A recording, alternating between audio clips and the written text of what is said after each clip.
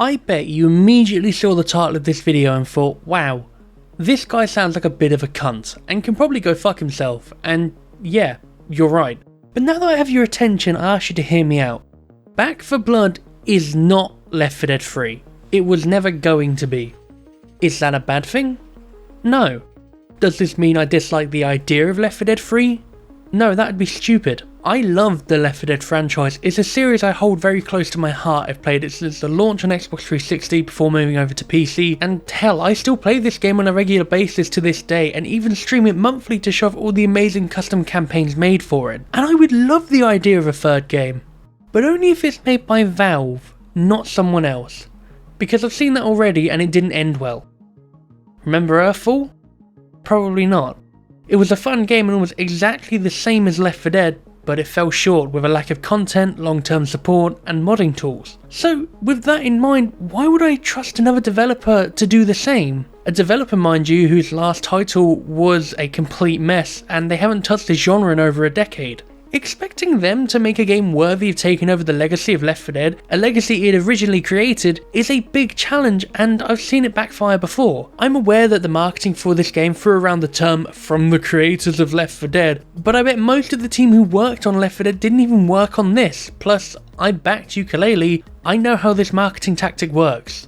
When I saw the Back 4 Blood announcement originally years ago, I was so relieved that Turtle Rock immediately shut down the idea that this was just Left 4 Dead with a new name, because that's honestly not what I wanted. So to reiterate, this is not me saying this is better than Left 4 Dead, I'm just saying this is better than if they had just made Left 4 Dead 3.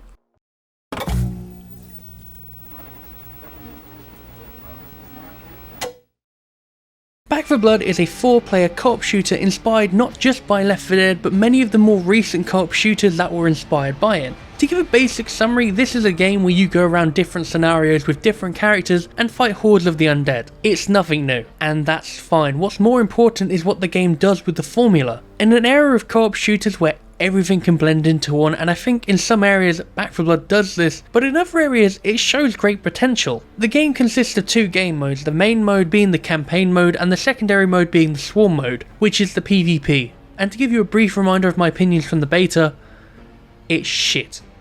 And in the full game, yeah, it's still shit. Not much has really changed from the beta over to the full release. The UI looks a lot nicer and the game now compensates players when someone leaves, which is a start, but there's still no AI takeover, so if someone actually leaves the game and you're on the losing team, you are pretty much fucked. Honestly, I have no praise for this mode, so I'm not really going to go over it much. The upgrade system is a neat idea, but it's executed so poorly as a versus survival mode. I think the two should have remained separate game modes. A survival mode would be a great addition to this game, and a campaign versus mode would have suited this game and upgrade system a lot more. The campaign mode, however, man, they are so much fun. I enjoyed what I got to play in the beta, but in retrospect, that beta did us dirty because these other campaigns are something else. And I mean this in a good way. Unlike most games in this genre, Back 4 Blood decides to take a slightly different approach with the option of allowing you to save your progress midway through a campaign. A run in Back 4 Blood is basically just a selection of campaigns that span over a bunch of levels. When selecting a run, you get a choice of 4 acts. Each act contains its own set of campaigns, but overall follows an ongoing story with the conclusion in the final act, hence only having 1 level. These runs, however, can last fairly long and take up to a couple of hours depending on the difficulty, so it's nice to see that when you save a run, it doesn't just save where you are in the game, it saves things like your equipment, health, character, and most importantly, your card deck. Cards in this game wield little stat changes that can alter your playstyle for the rest of the game. At first you'll unlock cards like minor buffs, something like, more damage, total ammo, extra health, but as you go through the supply lines you start to unlock more cards with even bigger buffs, but with some caveats to balance it out. For example, would you like more reload speed? Sure, well now you can't aim down sights. Want to move faster? Well now you can't sprint. Want to interact with something stupidly fast, like let's say 150%? Cool, but how about in exchange, every time you get hit, you get the chance to be blinded. and it can happen multiple times. These cards are a fantastic system, and I love how much variety these cards offer, and it gives you a means to tweak your playstyle to see what suits you best, and also find the most fun out of it, and sometimes it can even benefit the character you're playing. Out of the few builds I have, they're mostly focused around certain characters, as each character has their own set of benefits that come with things like personal stats and also a team buff. You've got characters like Holly, where she's the strongest with melee and she gains stamina back with each kill, so I keep my melee build focused around temporary health for her. Out of the 8 characters we have so far, my personal favourites are Jim for being a sharpshooter, Doc for being a support and supplying everyone with trauma resistance, Mum for being a quick reviver and an overall badass, and Hoffman because, well, it's Hoffman.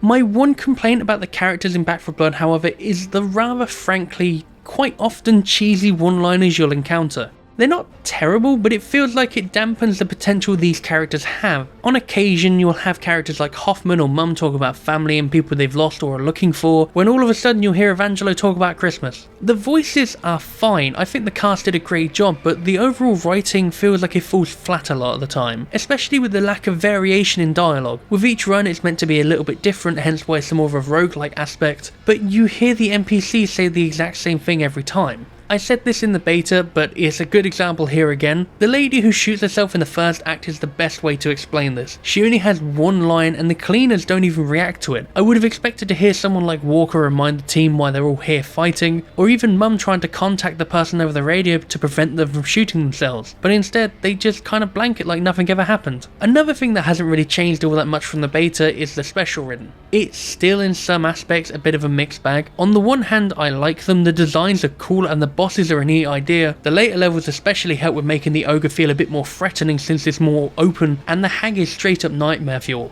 However, at the same time, I feel like the variants are a bit much, especially with how many special ridden can just pin you immediately and you can take a lot of damage from it. For enemies like the Hocker and the Stinger, which both pin you in different ways, I feel like they take too long to kill, especially with how much damage they can give. I feel like they should be similar to the Exploder, where they're more of a glass cannon. Instead, on occasion I found it easier to kill a Crusher over a Hocker purely because it's easier to land damage on them. It really feels like a bit of a quantity over quality scenario. I think they should have kept it so that the corruption cards were the only way to alter how the special ridden work, instead of just throwing multiple types of you all at once, which is something that happens more than you'd expect.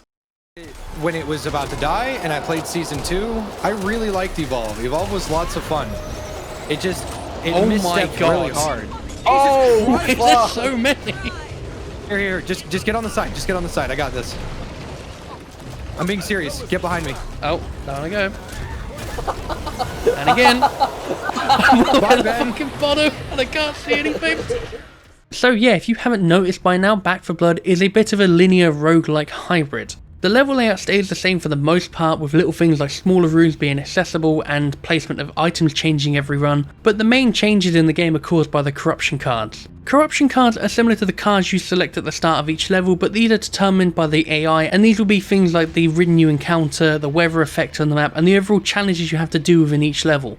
And just like the main cards, I love this system. Having different enemy encounters each time will help keep things fresh and keep players changing up their playstyle, since certain cards can make things a lot harder for you. A great example of this is the acid and explosive ridden. As they give a damage output from kills, it makes a melee build a lot harder to work with, so if you're not careful you're going to get yourself killed. I do hope we get more weather effect cards soon, because at the moment all we have is either day, night or a fog. The fog is great and in some cases makes the game look amazing, but I want to see more. Like, I want to see heavy rain that slows the player down and masks sound, or a blistering heat where stamina is either lower or takes longer to recharge. We have winter coming up as well, so who knows, how about some snow or maybe a blizzard event?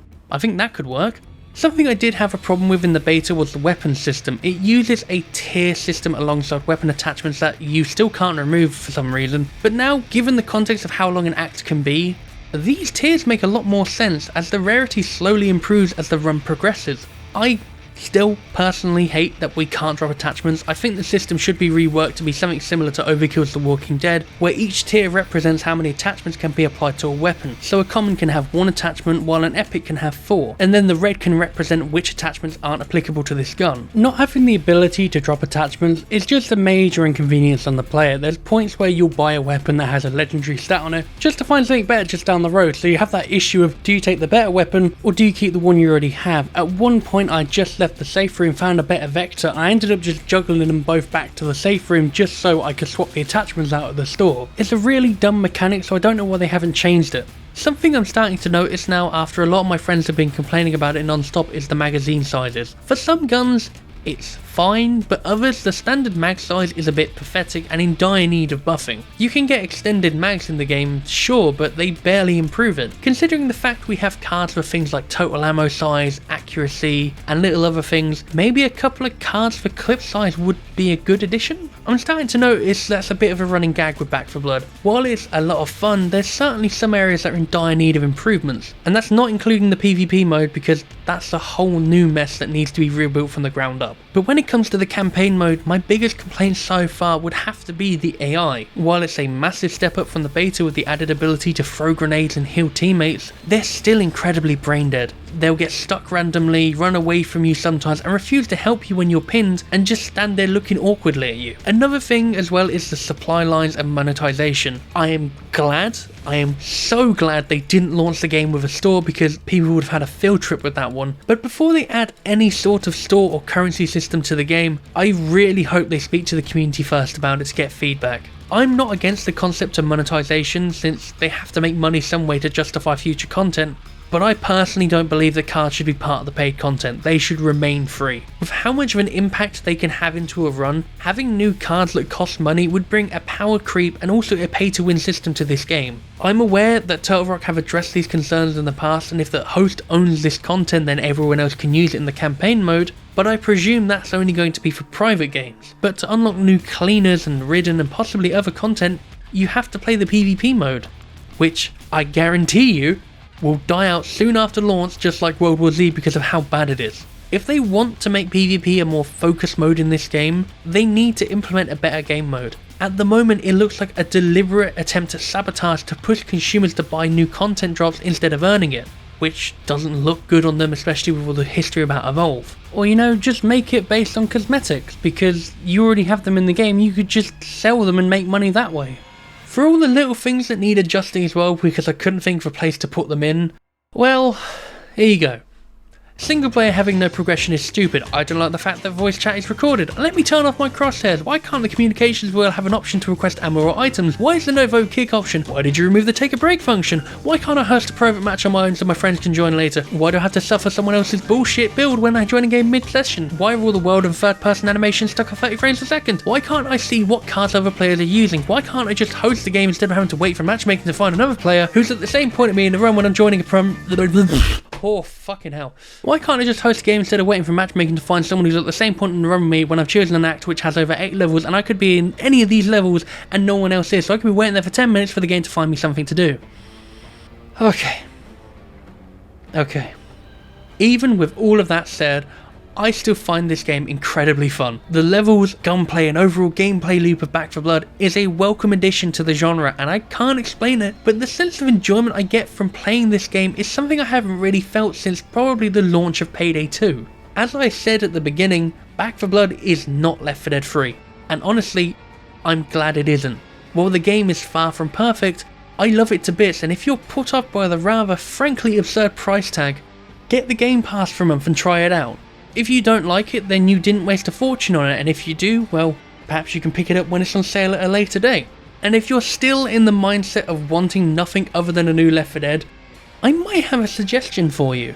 The Anacrusis is an upcoming title that is a similar format to Left 4 Dead and even has the writer Chet Falisak working on it. I do apologise if I just got your surname wrong. And it's going to have day one modding support, so if I can't get Dark Carnival into Back 4 Blood, getting Dark Carnival in space is going to be the next best thing.